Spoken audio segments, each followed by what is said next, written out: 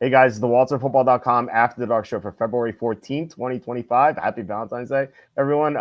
So tonight we're going to be talking about Super Bowl 59, some more reactions to the co-hosts who got the game most correct out of everyone that we've had on. Also going to look into Super Bowl 60 odds, kind of our first look going through all the teams and seeing which ones we like. So before we get into all that, please hit like, subscribe, comment below, share this video. Visit the link in the description for the merch store. As you can see, I am, of course, wearing a Walter football shirt. And yes, it's the same one from yesterday. It's my fanciest shirt. It's the brown one. So, of course, I had to wear it 2 times in a row. It had nothing to do with not taking a shower, but that's something to do with it. You can go to the merch store in the description, as I said, with 15% off. I'm going to be adding a lot more. I designed like 5 shirts last night. I'm working on some mugs. So they're not up yet. By Saturday, I think they're going to be up. So take a I'll probably go over them on the Saturday show, so hopefully they're up by then. You can go to Amazon, buy my books. The most recent one is Jerks of the College Years, where I made fun of people I saw at Penn State for 6 years. Also, how the 2020 MVP was stolen, which was an expose about how Brett Favre tried to sabotage Aaron Rodgers. And the best way to support the show is super chats, super stickers. We had some great ones this week. The boss gave us a $50 super chat. John Sanders yesterday gave us $3 super chat, and John, the boss, Slew, K McNeagle, Alan Stafford. You guys have been so helpful with your contributions because there's like. I'm not joking when I say this. Like YouTube ads pay us nothing, so you guys really keep the show going. Just so appreciated. All right, we're joined by Andy Isco, Vegas Andy, who, like I said, got the game most correct out of everyone on the show. Andy, you and I were the only ones picked the Eagles. I had 4 more other people on the show, and everyone picked the Chiefs, but you and I were alone on the Eagles, and you were more correct because you had them by 9, I had them by 3. So, what'd you see? Why'd you think? I want to tell us why you thought the Eagles were going to do this, and like, were you surprised by how much of a blowout it was? I was surprised about it being a blowout. Mm-hmm. That I could say. Certainly, if you told me the final score was 40-22, I would have said, well, the Chiefs saved their best for last. But well, the basic premise, and I think we talked about it last week, is Philadelphia was a better team this year than they were 2 years ago, and Kansas City this year is not as good as a team that they were 2 years ago. And you go back to the game 2 years ago, if I recall correctly, Philadelphia had more yards, about 70 more yards than Kansas City did. Hurts led that final drive that got him to the touchdown and the 2-point conversion. But there was time on the clock, and Kansas City was able to get, in the last 3 to 5 minutes, were able to work their way downfield and get the field goal. So I felt that clearly the better team, especially when you take a look at the changes in personnel that the Eagles had made, that they were the better team, and that the only fundamental that, and I wouldn't even call it a fundamental, but the only real reason that I could support Kansas City had more to do with intangibles. They were going for a three-peat. They'd been there before. They had a knack of winning close games. But I couldn't find a fundamental edge. Well, maybe the one fundamental edge is Philadelphia had not been great against tight ends, but then again, neither had Kansas City. So that sort of wiped each other out. As far as the game plan went, I felt Philadelphia was going to do pretty much what they did. They were going to concede that Saquon Barkley was going to be the guy that the Chiefs keyed on almost every play, and that he wouldn't be getting the kind of yards. I didn't play the prop, but I didn't think he'd get the kind of yards that a lot of people thought. But because they would end up keying so much on Barkley, because, hey, he's 1 tackle away from a 60-yard run. What's he had, like 70 runs of 60 or more this season? But that opened up the passing game for Philadelphia, which they started to show early. I think the 3rd play of the game on 3rd down, they got a first down on their first pass of the game. But it was also the situation where Hurts had come into that game after playing decently against the Rams, but then really they opened them up and they had some running plays designed, etc., for him against the Commanders. And on the other side, now this surprised me, was the Fangio game plan where, we're not going to blitz, but we're going to pressure. We're going to make Mahomes make a decision early because we're going to have more people in linebackers, safeties, etc., concentrating on covering receivers and not giving them a chance to get open, because the guys going up against the Kansas City offensive line, in and of themselves, those 4 would be able to apply a lot of pressure. So the thing that surprised me, I suppose, was that, what was it, 24-0 at halftime, and Kansas City never made a change offensively the second part of the game. Until it was like 37, 40-6, I think, at one point. Yeah, it's 40-6, and they got a couple more touchdowns after that, but the game was over. It was bizarre. Although I did say I thought there was like a 10 to 15% chance the Eagles would blow them out because I thought they had the formula of, kind of like the Giants did against the Patriots or the Buccaneers against the Chiefs 4 years ago, which was pressuring with 4 and not blitzing. The Eagles didn't blitz in the entire game, not once. And that was the key because if you blitz Mahomes, you're dead. Like he'll kill you. So it was a masterful game plan by Fangio. Yeah, they basically said, let's let's let Kansas City see if they can get yards in 3s and 5s rather than 10s and 15s. Because if you have to run that many more plays, and of course they didn't get a chance to run a lot of plays because they were 3 and out. I mean, those first half stats, those first 3-quarter stats, except for the final 3 minutes of the third quarter, were pretty ugly. But the fact is, if you had to do a lot of more of the things that you're not comfortable in doing, greater chance for there to be a mistake. Yeah, absolutely. I said it was bizarre that I thought at least the Chiefs would have some fight in them. I thought even in a blowout, I thought Mahomes could get a few touchdowns late, which I guess he did, but it was way over by then. I thought maybe you can get it to like 10 to 14. I thought the key drive was actually going to be the first drive of the second half when it was 24-0. Kansas City had the ball. They needed to score. Even a field goal, but most likely at that point they wouldn't be going for a field goal unless it was like 4th and 11. Yeah. But they needed to score on that drive. Yeah. As in Slew pointing out here in the chat, took more than 42 minutes of game time for the Chiefs to cross midfield. It was a dominating defensive performance. Absolutely. They did what the Giants and the Buccaneers did in those Super Bowls. And also the Broncos against the Panthers and MVP Cam Newton. Like it was one of those great games by that defense, and the offense matched it. So, like I said, even in a blowout, I thought maybe the Chiefs would get it closer to the end. And so, I mentioned this a lot. Like I had 17-1 on the Eagles back in April. My dad also bet the Eagles. A little bit later, he got 15-1. And so I was a little trigger happy on my middle. I bet the Chiefs at +9.5, which I thought was a good number, and it wasn't. Obviously, my dad waited. He was more patient, and he got +16.5 at one point. Yeah, in game. And I was like, wow, that's a great number. And he didn't cover. It was an 18-point victory. So that's and it wasn't that close. No, it wasn't. Not at all. It was 40-6, really. That was the real finest score of the game. Yeah, a lot of people, I guess there are some websites who eliminate garbage time stats. It really doesn't really matter for the Super Bowl because it's it's a one-game sample. But if you were doing thing where you're eliminating garbage time stat, or you like for example, you eliminate quarterback kneel downs. You just take them out of the box score because they don't tell you really, those are sort of scripted or mandatory plays that you make at the end of halves or quarters if you're in that situation. But I would say that if you took if you took those garbage time yards out, it was pure domination. I mean, not crossing midfield till 3 minutes to go in the third quarter, 23 yards, 1 first down in the first half. I mean, I don't know that anyone could have predicted it in their most optimistic Eagles forecast. Yeah, seriously, I mean that was such a beating. You wouldn't expect that from the Chiefs, albeit we did see it a few years ago. But at least that team had some major offensive line injuries. Like at least this Chiefs team, they had Joe Tooney, they had Trey Smith, they had playing out of position. Yeah, that's true, and they still had Creed Humphrey. And so they had 3 good offensive linemen, but like you said, one playing a position. But still, this was still a better offensive line than the one that we saw in 2020. 2 years ago, yeah. Well, the Tampa Bay game. Yeah, the Tampa Bay game. Yeah, the one that they got shellacked. Excuse me, I just need to step away for about 30 seconds. Oh, yeah, sure. So, to close out that point, I thought that, like I said before, I thought 10 to 15% chance of an Eagles blowout. But I was still surprised that the Chiefs didn't make it closer to the end. Patrick's saying my girlfriend doesn't watch football and watched the Super Bowl with me. Third quarter, she looks at me and goes, "I'm sorry, this is boring." And I look back and I said, "I know."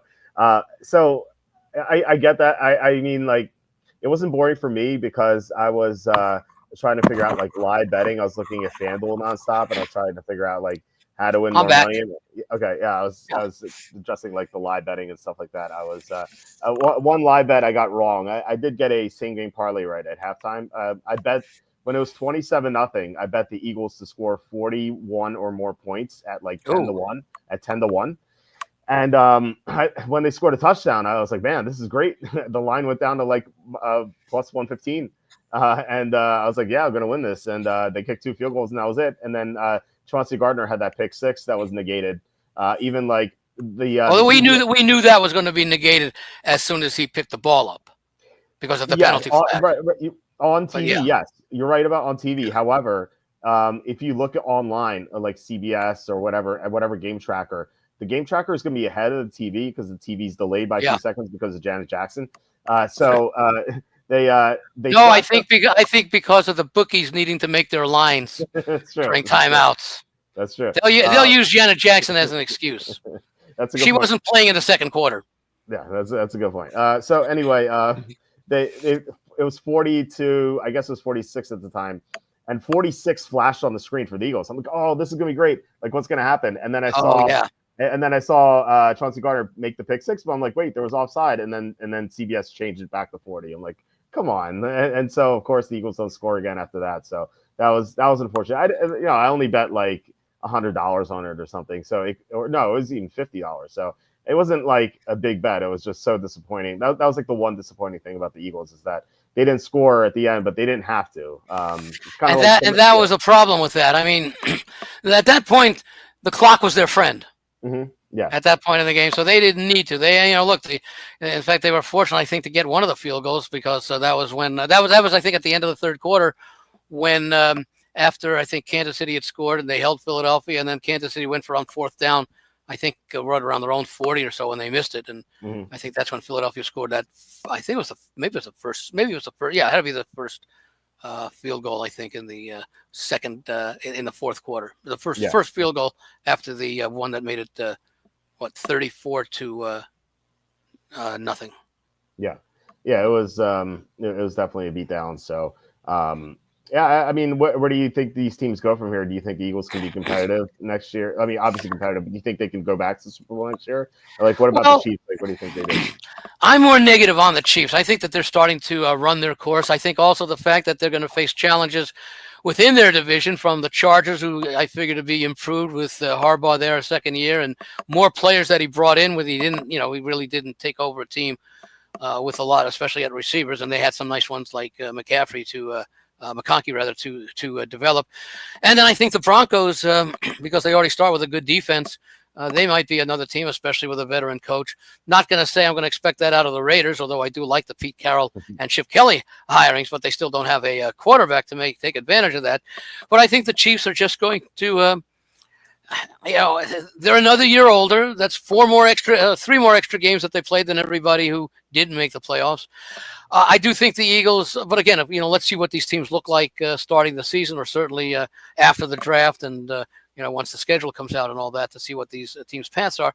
But I do think the Eagles will be a contender again. I mean, look, they've won the NFC 2 of the last 3 years, and last year was the outlier year where they still made the playoffs, and Sirianni's 4 for 4 in making the playoffs. In fact, I think they said Hurts has as good a record in his first 4 seasons as starter with the Eagles as Mahomes had in his first 4 seasons with the Chiefs, even though the Chiefs, I think, in that first played one less game because it was a 16-game season at that point. But nonetheless, let's see how the Eagles are constructed. But certainly, I think if there was a bet that I'd like to see a sports book, they probably could do it in Las Vegas. I would imagine that some book offshore, maybe several, would what will happen next year? Both teams make the playoffs. Both teams miss the playoffs. Eagles make, Chiefs miss. Chiefs make, Eagles miss. I would say Eagles make, Chiefs miss might be the most likely of the 4. Oh wow, really? Yeah. I personally I personally think that the AFC is weaker than the NFC. You talked about the division, and the Chargers should be better. The Broncos, we'll see. Maybe there could be a sophomore slump with Bo Nix now that teams have film on him, but they could improve as well. They have some cap space, and the Raiders, of course, they're going to be a powerhouse with Aiden O'Connell. No, I do agree. I do like the coaching hires at least. But I was like, think about all the NFC teams that I could see getting to the Super Bowl. There are a lot of them. Go division by division. Washington, Philadelphia. Do you see Dallas? Probably not. No Dallas. Okay. Especially not with Brian Schottenheimer. I thought that was a terrible hire. So we have 2 from the NFC East. Packers, Vikings, and Lions, I think all could get back there. I would like to see the Lions, but let's see how they do without the two coordinators. That's true. That's a good point. I think a counter to that would be, what if everyone stays healthy next year? Well, that's always a situation. But remember, they've lost their defensive coordinator, who had a lot to do with the improvement they showed. Yeah, no, that's true. That's true. Yeah, I mean, we'll see. I think losing Ben Johnson. I think they're still I still think they're a contender. You know, maybe the gap between them and the Packers hasn't narrowed all that much or as much. Minnesota, I think, is probably still third best, but we don't know the Minnesota quarterback situation either. Mm-hmm. Yeah, well, but yeah, I would say all three of those are contenders in addition to the two in the NFC East. I would say just one team in the NFC South, and you can take your pick who it might be. I would think it's Atlanta, but Penix in his second year. We'll see. I mean, he looked good, albeit in brief action. But and who would you have in the West? San Francisco and the Rams? Yeah, I think so. I mean, we'll talk about the Niners for sure when we get to the Super Bowl 60 odds. But, you know, the Rams were the closest team to knocking off the Eagles. They had the ball at the 20-yard line, and it was almost there. Now, granted, Jalen Hurts got injured in that game, but still, the Rams. So we've named 8 teams in the NFC. Yeah, 18. Dallas, Washington, Minnesota, Detroit, Green Bay, let's say Atlanta, and then 49ers and Rams. So that's 8. That's one more team that will make the playoffs. But, you know, can we get there in the AFC? Okay. Would you put Miami in there or not? No, I don't trust playoff team. Yeah. Though I think they could make the playoffs. Sure. I just think that, you know, Tua's always injured. Tyreek Hill might go. Yeah. All right. So let's just say Buffalo in that division. What would you do with Pittsburgh, Baltimore, Cincinnati? Oh, definitely Baltimore. Right. Pittsburgh, it's a question mark because we don't know who their quarterback's going to be. Both Russell Wilson and Justin Fields are free agents.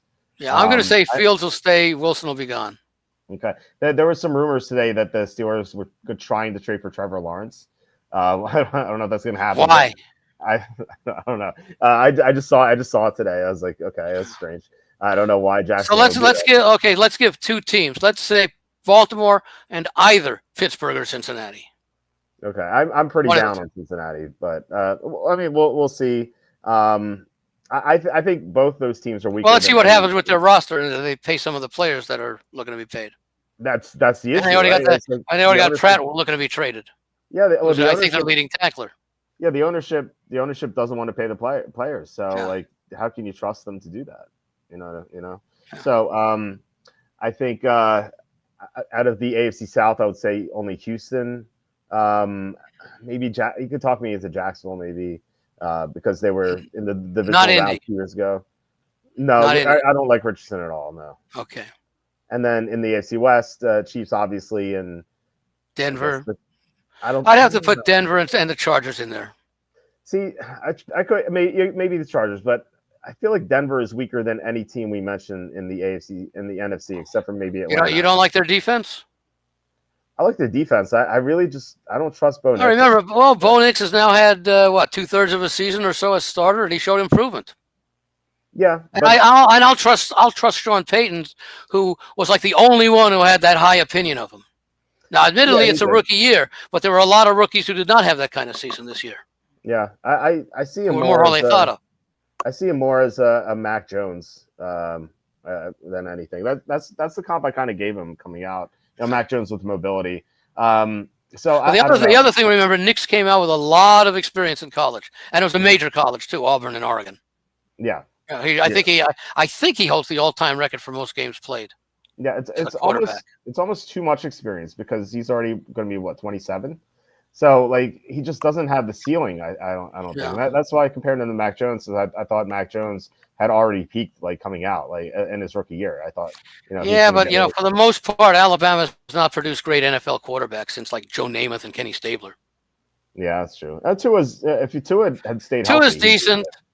Yeah. And where do you put Hurts? Alabama or Oklahoma? Well, I hit Alabama. Alabama gave up on him. Right. Exactly. So. Yeah, that's true. So. Well, I mean, you don't like Brody Croyle coming out of Alabama. By the way, I was writing on my power rankings before we get to Super Bowl 60 odds. I was writing on my power rankings for 2025. I was so tired writing them up that like I wrote. I was writing about Bo Nix. I'm like, it wouldn't be surprised if Bo Nix is the next Billy Walters, and I wrote Billy Walters instead of Mac Jones, just being so exhausted because I was thinking about my brother-in-law who knows absolutely nothing about sports. Like when he found out the Eagles were in the Super Bowl, he asked if McNabb was still the quarterback. That's much he's pretty ignorant. So he just doesn't like any sports. But Billy Walters, where did that come in? That's what I'm going to get to. My brother-in-law, who's like I said, doesn't like sports at all. He knew I liked the Eagles to win the Super Bowl because I mentioned it to him, and he asked me, he's like, "Where do I bet the Eagles?" And so I had to walk him through it. I got him an account on FanDuel. He bet the Eagles. He won. He actually texted me. He's like, tell me who wins and loses. So I'm not watching this. So he bet the Eagles and he won.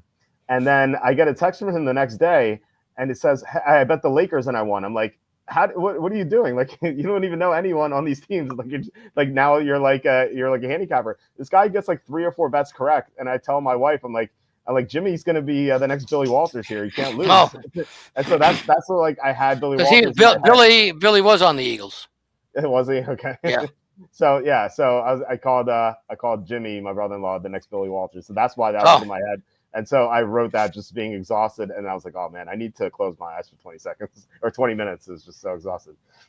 Anyway, I figured that we'd get to the Super Bowl. By the way, I did not mention anyone, but my power ratings, and probably the greatest discrepancy, I had them a 12-point favorite over Kansas City, and a lot of it had to do with Kansas City's underperformance, and the Eagles played down the stretch. You know, that 10-game winning streak before they lost to Washington, and they beat them. So my power ratings had Kansas City significantly down, for example, from where they started the year, and the Eagles. Well, they started the year not quite as bad as where they were at the end of the year, but they were numerically, power rating wise, because of how they finished last year, their number was actually lower than arguably it should have been if you were starting over. But the funny thing is, when I do my power ratings, I also do a set of power ratings every year where everybody starts at a rating of 100.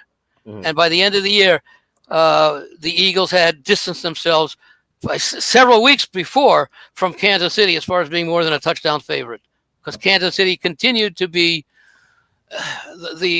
they rarely played up to their power rating this year, and as a result, the power rating dropped.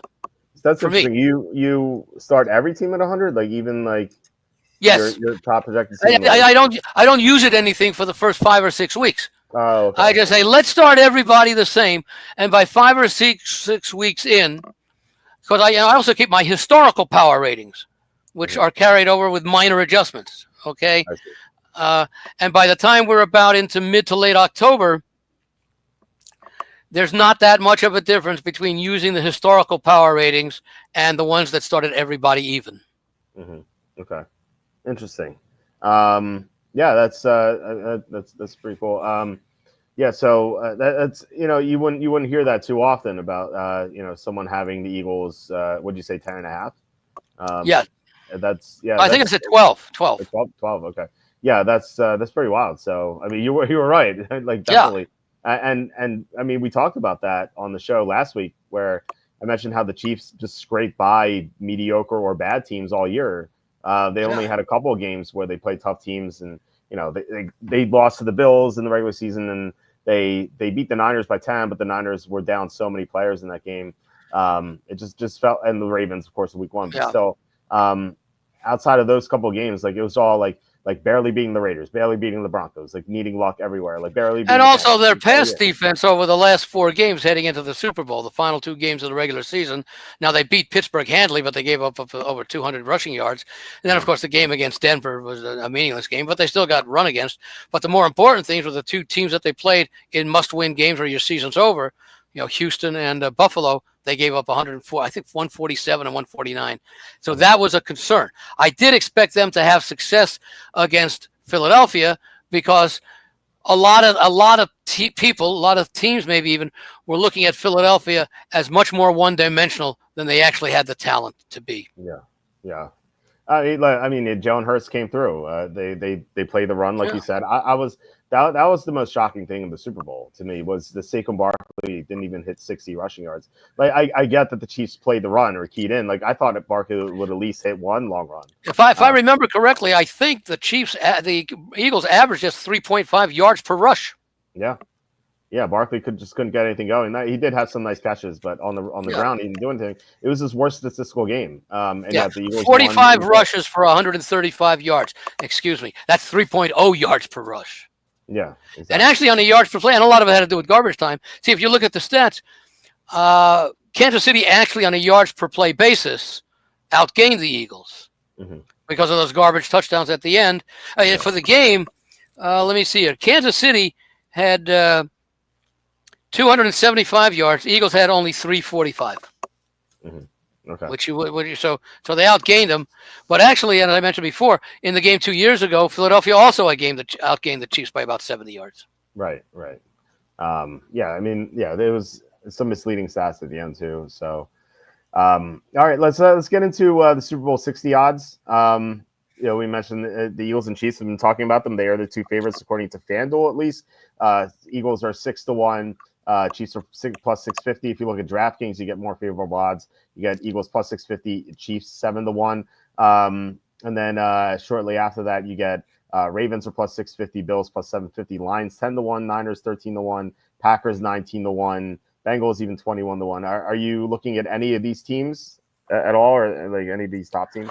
Of the ones you mentioned, I still like the Ravens, Eagles, and Bills. Okay. I'm not sold yet on the Lions or the 49ers. Let's see what happens with Purdy. Bengals, I'm undecided. I want to play the Bengals because I love that offense if it stays intact, and we don't know about that. But I also have to see some signs of improvement on the defense. Now, they changed defensive coordinators, so that might make a difference, but they still need to have the personnel. Okay. So if I were to make a futures bet right now, I think I have two other teams in addition to Ravens, Eagles, and Bills that I'm considering. Okay. So you mentioned why you don't like the Chiefs.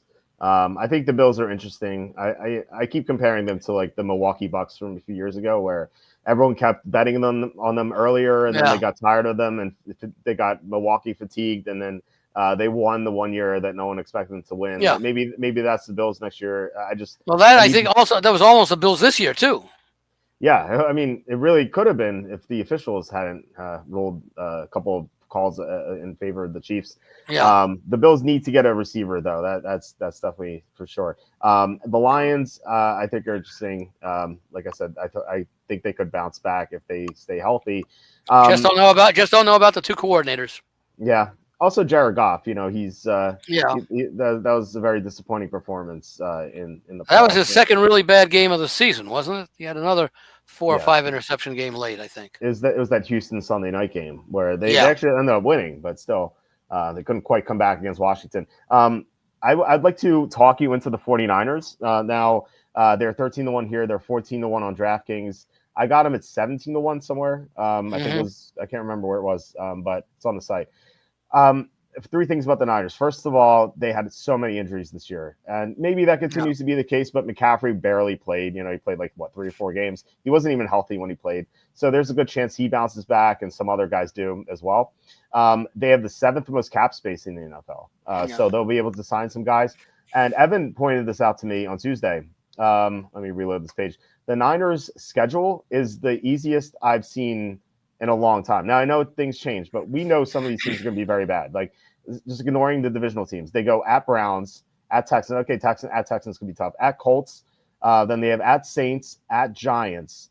They have at home against Atlanta, home against Carolina, home against Jacksonville, home against Tennessee, home against Chicago, and then at Tampa. Like, these are their non-divisional games. Like, they're all winnable.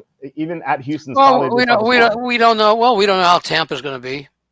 Yeah, that's true. Tampa usually plays worse at home, by the way. This is kind of bizarre. But all these games are definitely winnable. And I think this team could bounce back, especially with the 7th most cap space. So I think the Niners are very interesting. Well, the cap space, they have to spend wisely. That's absolutely. Let's see what they do. Let's see what they do with Purdy's contract. Yeah, I trust John Lynch, though. He's mostly made good moves. So Yeah, if I were to say, am I pro or anti John Lynch? I'd say very definitely pro. yeah, His absolutely. track record. Okay. I agree with that. I think he's one of the better GMs. All right, so we go to the 20s here. Now I mentioned the Bengals. We have Redskins 22-1. They were 23-1. And then in the 30s we get Texans, Rams, Yeah, I don't Chargers. know that Washington would be one of the teams I would play for a future. Oh, you broke my heart, Andy. That's my favorite team. Oh, well, I think they're going to be a very popular choice. Okay. And then again, you've made it before. We talked about the second-year core. You mentioned it. I think it was before we went on about Bo Nix in Denver. Well, Jaden Daniel in Washington. They've now had a full season on them. Yeah. I happen to think Daniel won't have a drop off of any significance because I think it's just that good.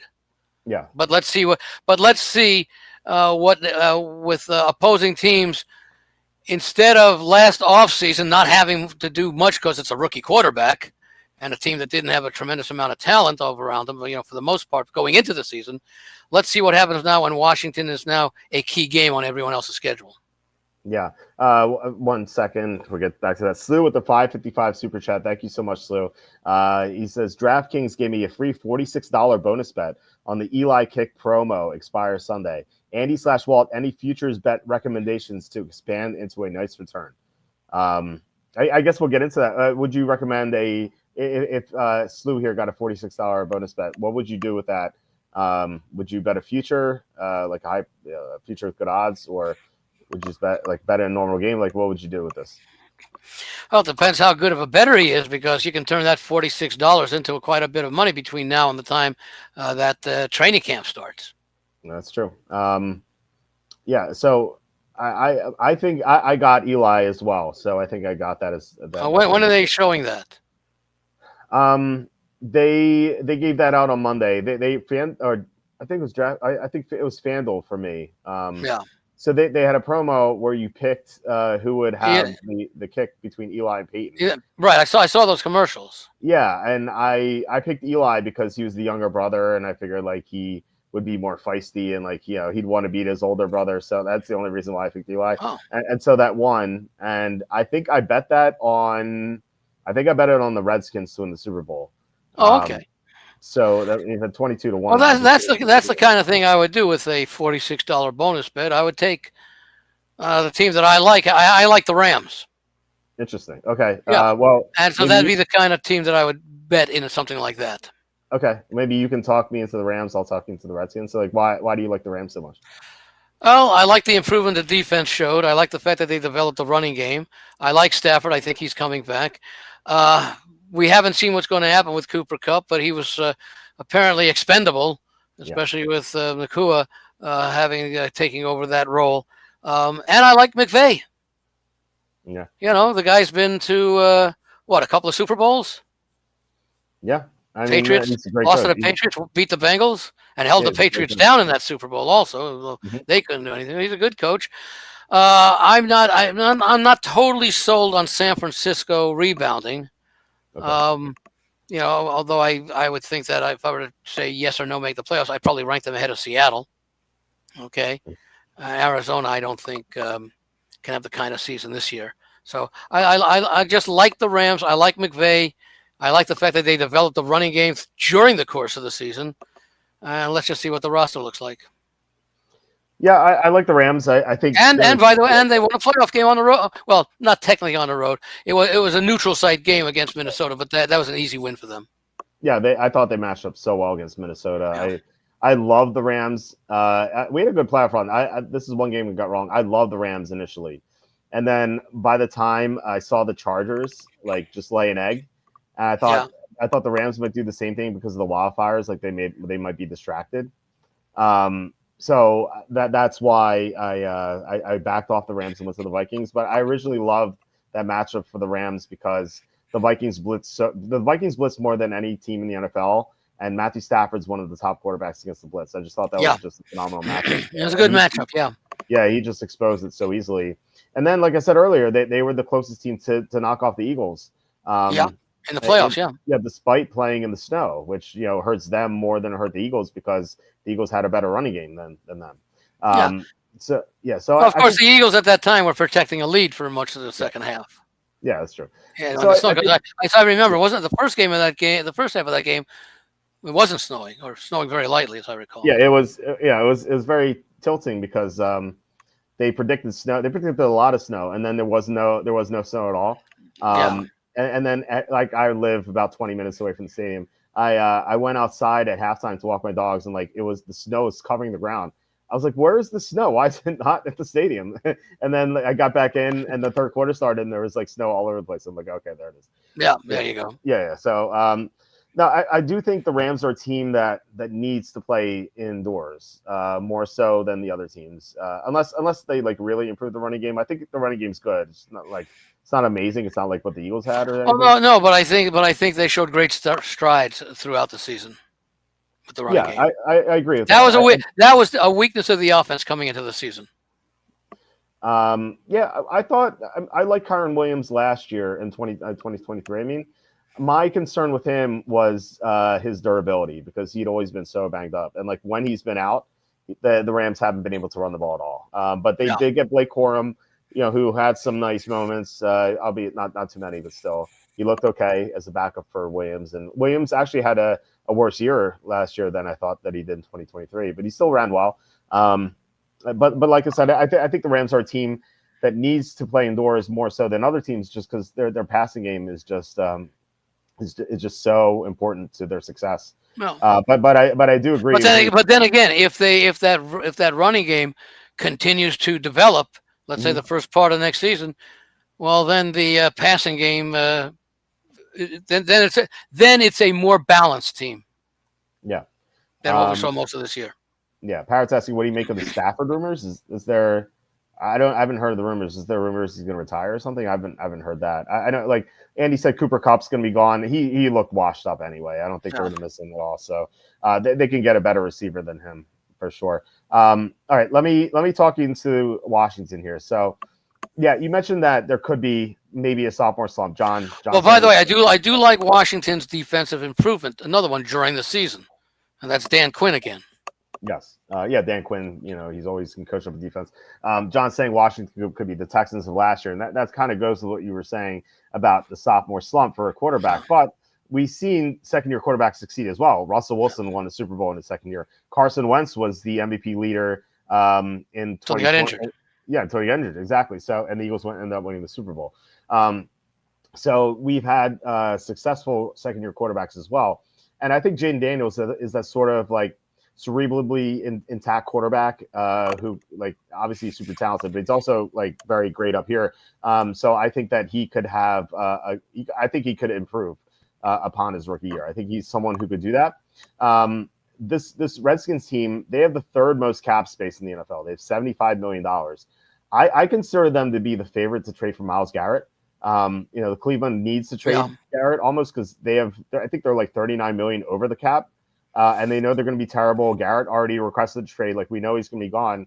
I think they move him to an NFC team. And out of all the NFC teams, the Redskins have the most cap space. So they can get the deal done. If they get Myles Garrett, and they're still going to have a lot of money left over, if they get a T. Higgins or Ronnie Stanley or Brandon Sheriff, like they can get these guys. This 22-1 is not going to last very long. It's going to be, if they get Myles Garrett, like, say goodbye to that. It's going to be like 15-1 or 14-1. If they get T. Higgins on top of that, like they're going to be down to like 11-1. So I love this number. Now maybe they'll be an overhyped team and they won't succeed, but I just think Jaden Daniels can overcome that. Like, he was so impressive this year, and I don't think that was a fluke. I just really like this team. I love their potential. I like their coaching.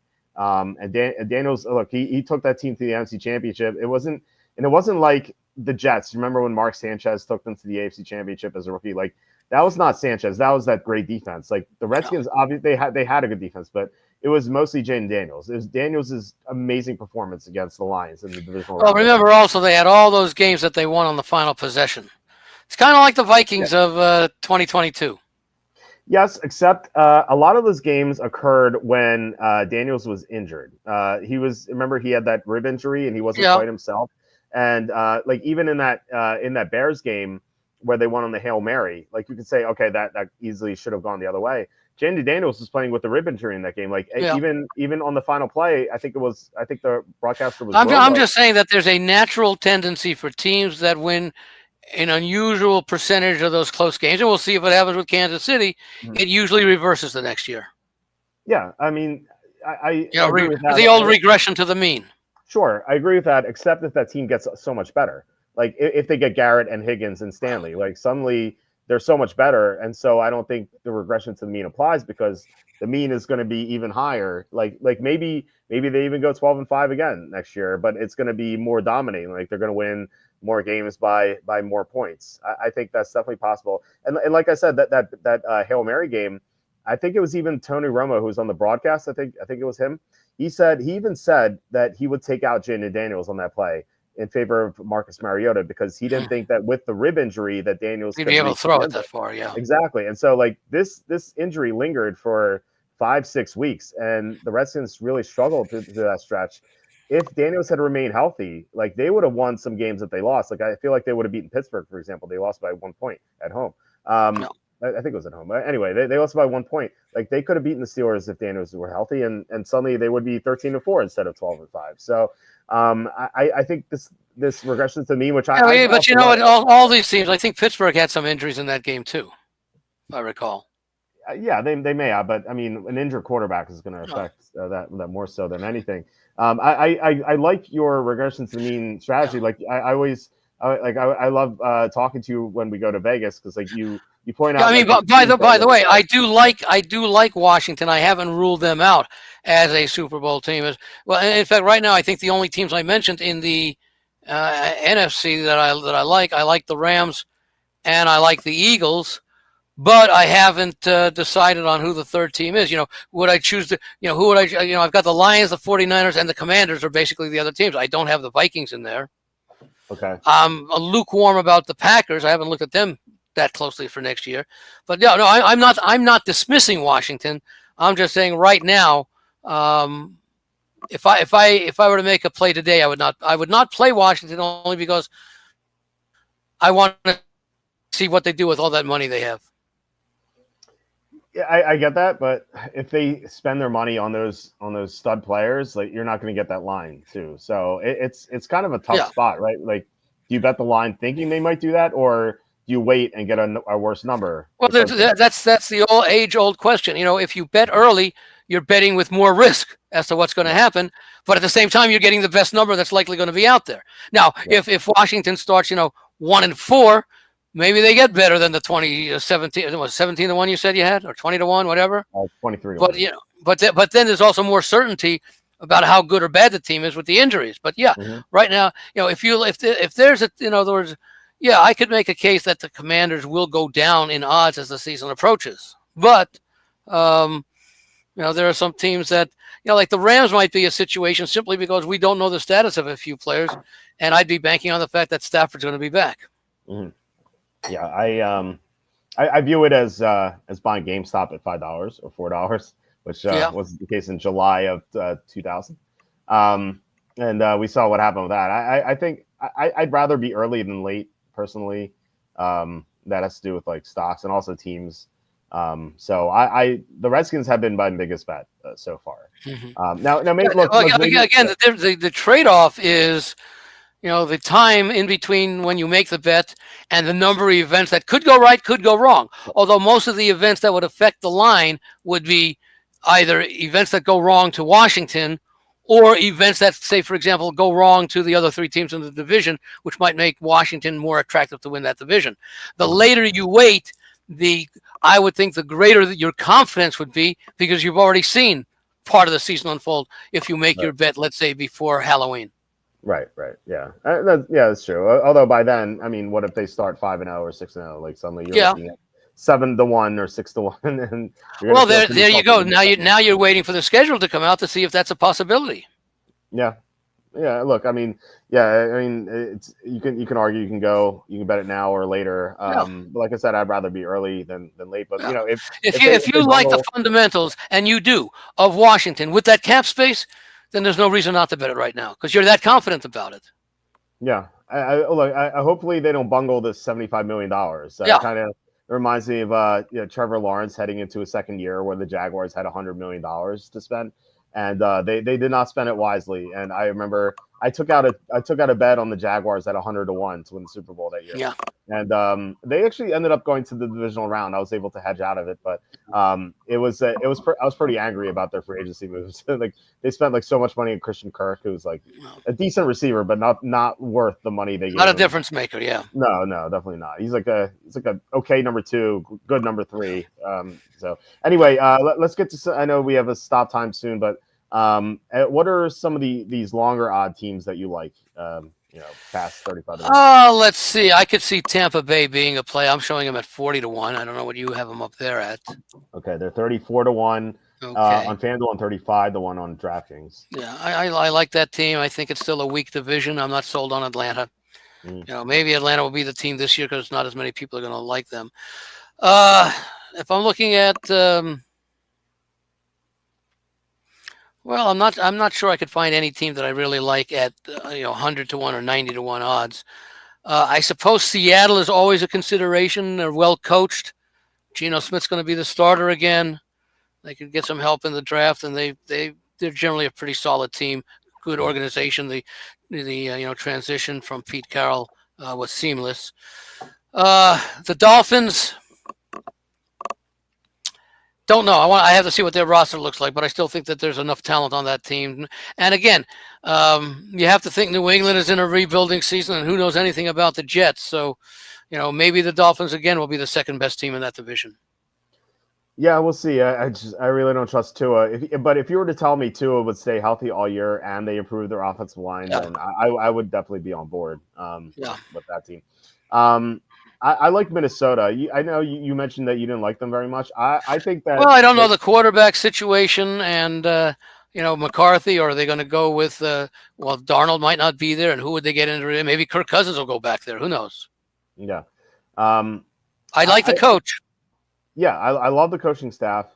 JJ McCarthy is someone that Kevin O'Connell handpicked. You mentioned Sean Payton liking Bo Nix, yeah.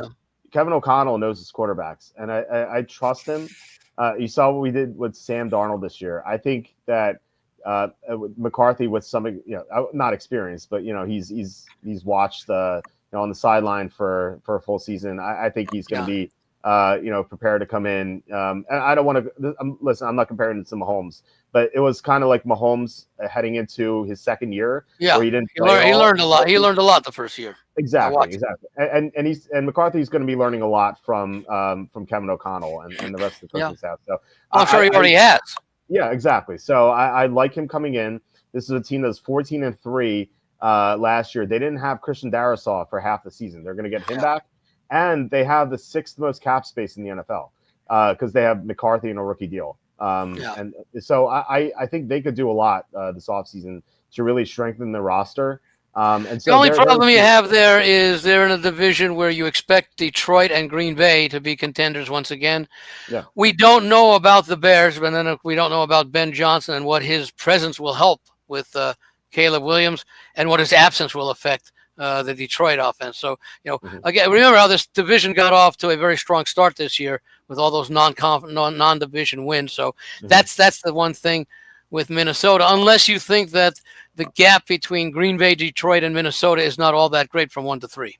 And maybe last year's record show that. I really don't. I think you can order those 1 to 3 in any order, and I wouldn't be surprised on how they finish.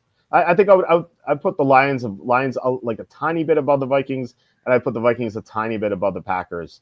But it depends what they do this offseason. But I think they're very close 1 to 3. Bears will be better this year, with Ben Johnson. One would think, yeah. Yeah, exactly. Although, given the Bears' history with coaches, it's true. They've had offensive coordinators get the head coaching job there before without much success. Yeah, that's definitely true. I think like they're a team that suffered a lot of close losses. You're talking about the Redskins like having a lot of close wins. The Bears had so many close calls that they lost last year, so that could regress to the mean as well. So I think they'll be better, but I do like this Viking team. I think they're very undervalued at 35-1. I think they're at 40-1 on DraftKings, if I'm not mistaken. I think I saw that. Yeah, 40-1 on DraftKings. I bet that. That's the highest number I bet was 40-1 on Minnesota. Yeah. Although I'll say this, like the Jaguars at 110-1, they have. I love Liam Cohen. I think he's an offensive genius. But what he did with Tampa last year, and he's worked under McVay. I love that hire. And they have Trevor Lawrence. They have Brian Thomas. I know they have a lot of holes, but Trevor Lawrence still has to prove.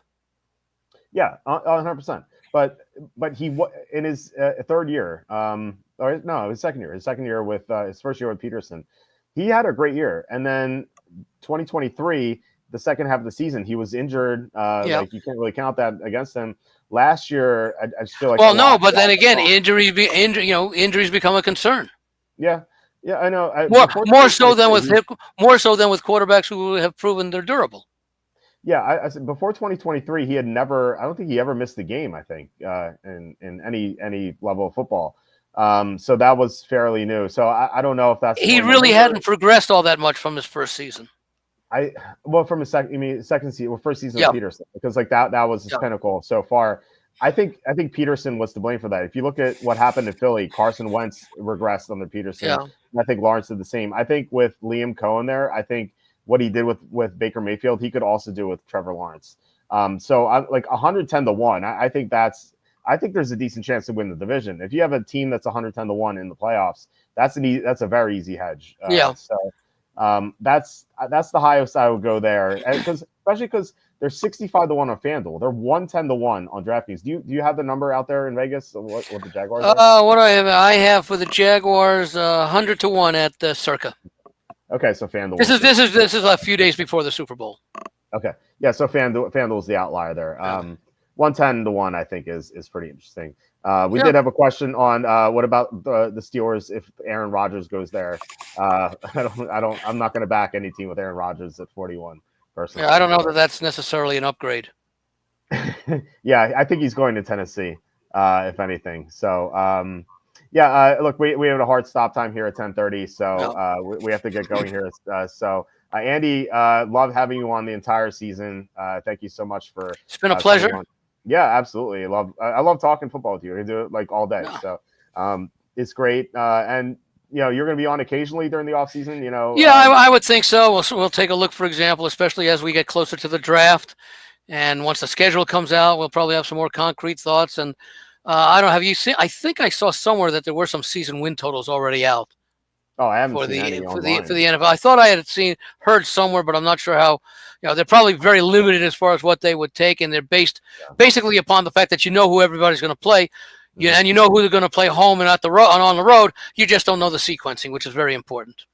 Yeah, and you don't know what they're going to do in free agency and the draft and stuff like that. So it's too early for that, I think, and I haven't seen them anywhere. I'll see if I can find out where I saw them and let you know. Okay.